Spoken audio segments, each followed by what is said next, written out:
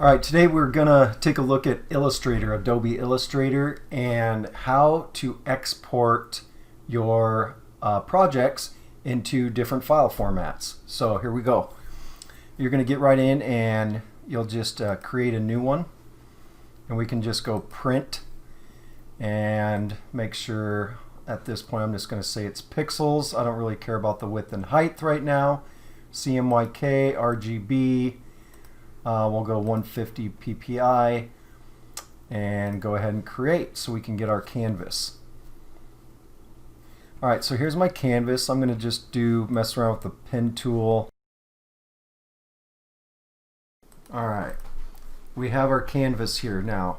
So there's a couple different ways you can do it. Of course, you can just file save as by default and keep it as the AI, which is the Adobe Illustrator format, where it's going to contain all the layers and you can go back in and edit all those things.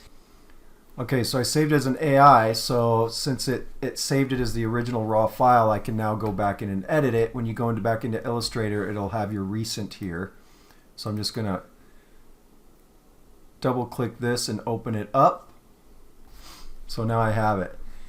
So if we want to save it, the final draft, there's a couple different ways you can do it. So the first one is I've already saved it just as the regular AI Adobe Illustrator file. I can go save as, and you can choose from these formats. PDF will be high quality, SVG, SVG compressed, just other formats. Okay, or I can go to File, Export. Save, start from the bottom here. Save for web legacy. Okay. Now what you'll see here, let me shrink this down. What you'll see here is all these different types as well. What I like about this one is when I'm, as a web designer, I like to use PNGs when I'm putting them on my website because it is transparent. So you can choose from these options here. See the original here. You can use the optimized, and as you go through these, you can see this one is, the original is 1.85 megabytes. Optimized is 5.686K. And then you can see from side to side the difference here. So again, putting something on the web, I want to use the smallest compressed file as possible. So I would use this 5.686K. So the other way is, let's cancel this. We're going to go File, Export, just export as, and you can get all of these different formats as well. Now let's say you want to just, what's cool about Illustrator is you can export and have all of the formats in one folder. You can just boom, be done with it, send it off to the printer, send it off to your client, whatever, and you can have all of those file formats for them in one shot. So for that, you're going to go up here to File, and then you're going to export for screens, and it's going to export all these different file formats. So you can choose this artboard right here. Okay.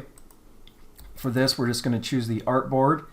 And then let's just cancel all of these. So when you're going to add a scale, okay, so this one, we'll just put 1, and it's going to be an SVG file format. This one is going to be ×2. We'll do it at PNG. And you can choose the scale size here. If you read it, it says add another scale factor or file format, for example, PNG ×2. We're just going to keep them all at 1. Add another one. This will be 1, and we'll change this to JPEG. Add another one.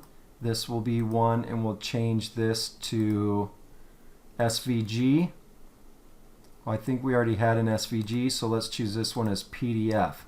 So now we're going to just go ahead and export this artboard to all these different file formats. So I'm going to go export artboard. Okay. So once I go in here, I can right click and I can just create a new folder here, and let's just call it AI test,